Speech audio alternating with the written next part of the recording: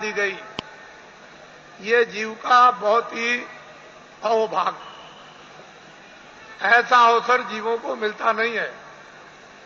ऐसे वायुमंडल में, ऐसी देखरेख में, ऐसे संकल्प में, ऐसे संदेश में, मालिक की याद में, उसकी पूजा में अगर श्वासों की पूंजी समाप्त हो जाती है और शरीर से जाना पड़े तो उसकी संभाल हो जाती है।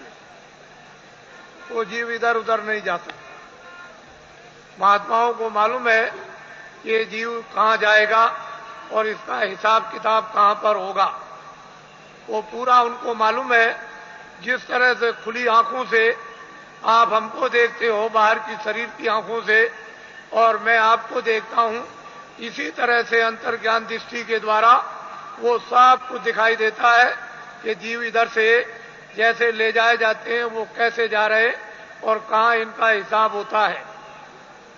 ये महात्माओं को सब मालूम। पिछली किताबों में महात्माओं ने बहुत कुछ आपके लिए निराकरण कर दिया है और उन्होंने आपको बहुत विश्वास दिला दिया। उसके कहने की जरूरत नहीं है। तो दो आदमियों का यहां पर शरीर छूट गया और कल दोनों के दोनों ही गए। इससे ये मालूम हुआ वो बड़े बेचारे प्रेमी थे, बड़े भक्त थे और बराबर सत्संग में जगह जगह सम्मिलित होते रहते थे, सत्संग सुनते थे और दर्शन देते और दर्शन करते थे। ऐसी उनकी बड़ी तीव्र लालसा रहती थी। तो ऐसे लोगों का तो वैसे भी काम हो जाता है। जो नामदानी जंगल में रहते हैं, जो यहाँ सत्संग में नहीं आए, अगर उनका भी शरीर छूटता है तो उनके लिए भी इंतजाम बंदोबस्त करके रखा है कि उनकी भी जीवात्मा गड्ढे में नहीं जा सकती। उनको मालूम है कि कहाँ किस समय पर। इसके माने ये नहीं है कि यहाँ सत्संग में बैठे हैं और आपका दर्शन कर रहे और दर्शन दे रहे और वो जंगल में जीव जो है वहां से चला गया, ऐसा नहीं।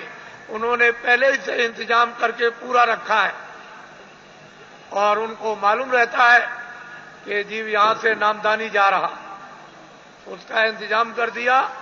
उसके कर्मानुसार, उसकी साधना अनुसार फिर तुरंत शीघ्रम शीघ्र, देर कुछ नहीं लगती, मिनटों का भी काम नहीं, और उसको ये फिर मनुष्य जन्म दिलवा दिया जाता।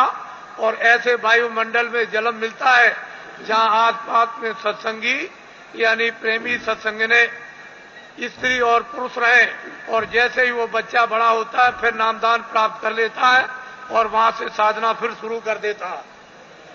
यदि बीच में फिर उसकी साधना अधूरी रह जाए और फिर वो अपना शरीर छोड़ दे तो फिर उसकी संभाल हो जाएगी और ऐसी जगह पर उसको जल में दिलवा दिया जाएगा कि फौरन सत्संग में फिर आकर और नामदान को प्राप्त कर लेगा और जहां से साधना छूटी है फिर शुरू कर देगा। वहां तक के लिए उसको कोई मुश्किल नहीं पड़ेगी। वो आनंद फानंद एकदम तत्क्षण बताते ही उसका काम होगा और आगे उसके लिए थोड़ी मेहनत करनी है। इस तरह से जीवों की नामदान देने के बाद संभाल हर तरह से होती रहती है, बशर्ते यह है कि आप कोई बुरा काम न करें, किसी का आप कत्ल न करें, हिंसा न करें, कोई चोरी न करें, डकैती न करें, अमानवीय काम न करें। जहां तक हो जाए तहां तक सूझ समझ से इन सब चीजों से बचे रहे और जो गंदगी आपके पास में जमा है वो जल्दी से उसको उतार दिया जाएगा। लेकिन जब आप गलती कर लोगे और तुम ये नहीं समझोगे कि मालिक देख रहा और जितने नामदान दिया है वो देख रहा, तुम उसको और मालिक को अंधा समझोगे तो वो कर्म जमा हो जाएगा और उसकी आपको सजा मिल जाएगी। फिर आप रोओगे, चिल्लाओगे। हर तरह से यानी जीवों की संभाल होती है। ये बहुत ऊंचा संदेश और ऊंचा विज्ञान है। ये छोटी मोटी चीज नहीं है। उनको सब मालूम है कि जीवात्माएं कैसे उतरती हैं और कैसे चढ़ती हैं और मनुष्य शरीर में कैसे डाली जाती हैं और किस तरह से निकाली जाती हैं, फिर ये किन किन योनियों में इनके जाने का हिसाब होता है और उनके तार यानी उनकी डोरियां किस किस तरह की है और कौन कौन सी डोरी किस किस योनि में, 84 में या नरकों में या भिन्न भिन्न अलग अलग नरकों में, 4 खानों में, 84 लक्ष्योनियों में, ये महात्माओं को सब जैसे आईने के सामने खड़े हो जाओ ऐसे दिखाई देता है। लेकिन अब ये जरूर है कि जब तुम्हारी आंख खराब हो गई तो आप ऐसा समझते हो कि सब अंधे हैं, किसी के आंख होगी ही नहीं, कोई दुनिया को देखता ही नहीं होगा।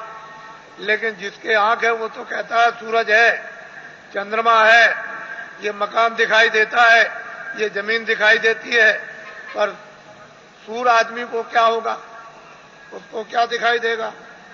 इसलिए जगत अंधा हो गया है और बहरा हो गया, वो महात्माओं को पहचान नहीं पाता, समझ नहीं पाता, उसके पास समझने की बुद्धि नहीं और आंख अंधी हो गई तो कैसे पहचाने। कहीं अगर उसको हाथ में आंख हो गई होती, वो दिव्य नेत्र ज्ञान चक्षु खुल गया होता, तब तो उस नूर में उस प्रकाश में पहचान लेता। तो हिंदुओं और मुसलमानों और सिखों और ईसाइयों, ये जाति दौलत, ये जन्म जात की संपत्ति महात्मा फकीरों के पास सबकी है। जो भी इच्छा करे, हिंदू मुसलमान सिख ईसाई, वो महात्माओं के पास जाकर के इस दौलत को ले आए।